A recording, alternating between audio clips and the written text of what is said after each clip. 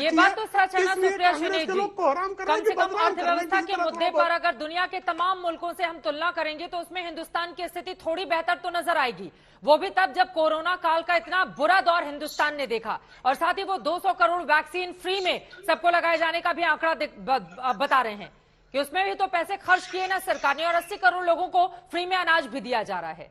ये क्या कांग्रेस पार्टी को नजर नहीं आता?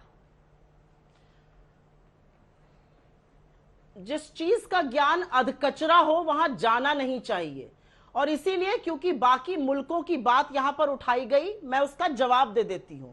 अमेरिका और यूरोप की बात कर रहे हैं, वहां की परचेजिंग पावर पैरिटी, खरीदने की क्षमता हिंदुस्तान के बनाम क्या है ये बता दीजिए। वहां की परचेजिंग पावर पैरिटी हमसे बीच में मत बोलिए, मैं आपके बीच में नहीं बोली थी, बिल्कुल बीच में मत बोलिए, कोई तरीका नहीं होता डिबेट करने का।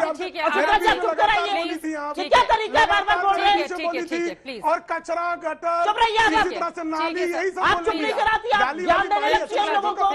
उनकी बात सुन लीजिए, फिर आप बोलिएगा। चिल्लाएगी जब आप बोल रहे थे तब वो चुप होकर सुन रही थी। प्लीज प्रेम शुक्ला, तुम्हारा नौकर नहीं हूं मैं, प्लीज मेरे बीच में बोल रही थी। नहीं बोलेंगी, नहीं बोलेंगी, बोलो, मेरे अंत में लगातार बोली है, 1.5 मिनट तक बोली है और मैं बोलूंगा इनके बीच में। अब फिर डिबेट कैसे होगी अगर दोनों लोग साथ में बोलेंगे? बोली है, 1.5 मिनट बोली। ठीक है, ठीक है। मैं पहली बार बोला, इन्होंने डिबेट इन्होंने बिगाड़ा और ये इस तरह से डांटेंगी, मैं इनका नौकर हूं क्या? नहीं ठीक है सुप्रिया जी, ये बिल्कुल ठीक है। नहीं प्रेम शुक्ला जी प्लीज, मैं कंट्रोल कर रही हूँ। प्रेम शुक्ला जी, सुप्रिया सुनील जी, ये तरीका तो बिल्कुल भी ठीक नहीं है। ठीक है, आराम से बात करेंगे। डिबेट का मतलब ही ये होता है कि एक दूसरे की बातों से अगर हम कहीं सहमत नहीं हो तो बीच में सवाल पूछ सके, वरना आप लोग अपनी रैली में जाकर एक घंटे आराम से भाषण दे सकते हैं। पूरा देश देख रहा है, करोड़ों की तादाद में पूरी जनता देख रही है। मुझे लगता है कि थोड़ा सा आत्मसंयम रखते हुए डिबेट को आगे बढ़ाते हैं और बिना व्यक्तिगत टिप्पणी के सुप्रिया जी मेन मुद्दे पर रहते हुए आप जवाब दीजिए जो सवाल उनकी ओर से खड़े किए गए थे। आप मेरी एक राय मानिएगा, अपने शो के बाद आप एक ऑडियंस पोल करती ना करिएगा, कौन बीच में बोल रहा था सबके, और उसका जवाब आपको वहां पर मिलेगा। मैं ना इनके बीच में ना आपके स्टूडियो के बीच में बगल में बैठी हुई विभूति के बीच में बोली थी, तो ये ज्ञान मुझे बिल्कुल ना दिया जाए। मैं बिल्कुल चुप थी, मैं आशा करती हूँ कि चुप रहेंगे।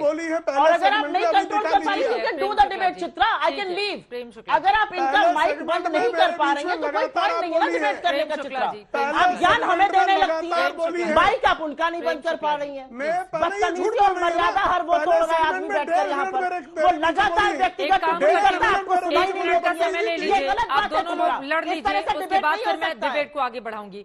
ये तरीका तो ठीक नहीं है ना प्रेम शुक्ला जी, फिर डिबेट आगे कैसे बढ़ेगी? और महंगाई का इतना गंभीर मुद्दा है, थोड़ी सरकार से जवाबदेही तय कर ली जाए कि कब आएंगे जनता के वो दिन जब कम से कम लौकी 60 रुपए की बजाय 30 रुपए या 25 रुपए में खरीदा जाएगा। सुप्रिया जी आप जवाब दीजिए, उसके बाद मैं प्रेम शुक्ला जी आपसे जवाब ले लूंगी, एक बार उनकी बात हो जाए। कितना पक्षपूर्ण ये डिबेट हो रहा है ये जनता बताएगी। परचेजिंग पावर पैरिटी यूएस और यूके की इंडिया से कंपेयर नहीं करी जा सकती है। इंडिया की खरीदारी की क्षमता एवरेज इंडियन की कई गुना कम है, तो उन लोगों को उनके चीजों को कोट करके दिखाते हैं कितना अधकचरा अर्थव्यवस्था का ज्ञान है। यहां पर एक बात और कही गई, 7% से ज्यादा मुद्रास्फीति है। 7% से ज्यादा हो नहीं सकती है क्योंकि विधि के अनुसार आपको 2 से 6% के अंदर रखनी है, जो कानून लोकसभा और राज्यसभा ने मिलकर बनाया है। एमपीसी मॉनेटरी पॉलिसी फ्रेमवर्क जो है 2 से 6% के अंदर हो सकता है।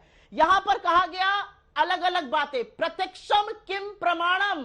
कल आरबीआई ने जो रेपो रेट बढ़ाया है वो बढ़ाते वक्त आरबीआई गवर्नर शक्तिकांता दास ने इन सो मेनी वर्ड्स कहा है, we are grappling with uncontrollably high inflation. ये हम नहीं कह रहे हैं, ये विपक्ष नहीं कह रहा है, ये आरबीआई के गवर्नर शक्तिकांता दास कह रहे हैं, उस आरबीआई के गवर्नर जिसके पीछे छुपने का प्रयास निर्मला जी ने किया था। यहां पर 2 बातें बोली गई कि डिबेट टीवी पर क्यों हो रहा है। जब आपके ऑफिस से मेरे ऑफिस फोन आया तो उन्होंने क्लियरली बताया डिबेट महंगाई पर है, अगर किसी को आपत्ति थी डिबेट में ना आते। और हां, हमने वॉकआउट किया। वॉकआउट इसलिए किया क्योंकि जो डिबेट महंगाई पर होना था उसको व्यक्तिगत टिप्पणी करके बदतमीजी करके निर्मला जी कर रही थी, वहां पर झूठ बोल रही थी। मैंने एक सत्य का खुलासा किया है, जो 2 विशेषज्ञ बैठे हैं उनसे जवाब ले लीजिए। जीएसटी काउंसिल में 33% 50% वोटिंग शेयर सेंटर का होता है, हर स्टेट के पास 2% होता है। 2% अगर होता है। किसी चीज को अपोज करना है तो 25 स्टेट्स चाहिए या सेंटर चाहिए, लेकिन ना 25 स्टेट्स हो सकती, क्योंकि भाजपा की स्टेट से क्यों नहीं अपोज किया इन्होंने।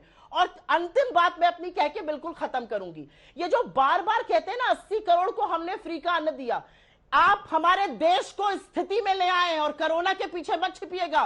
कोरोना के पहले आपने ग्रोथ रेट को 8.2 से 4.1 पे अधिया दिया था, 45 साल में सबसे ऊंची बेरोजगारी थी।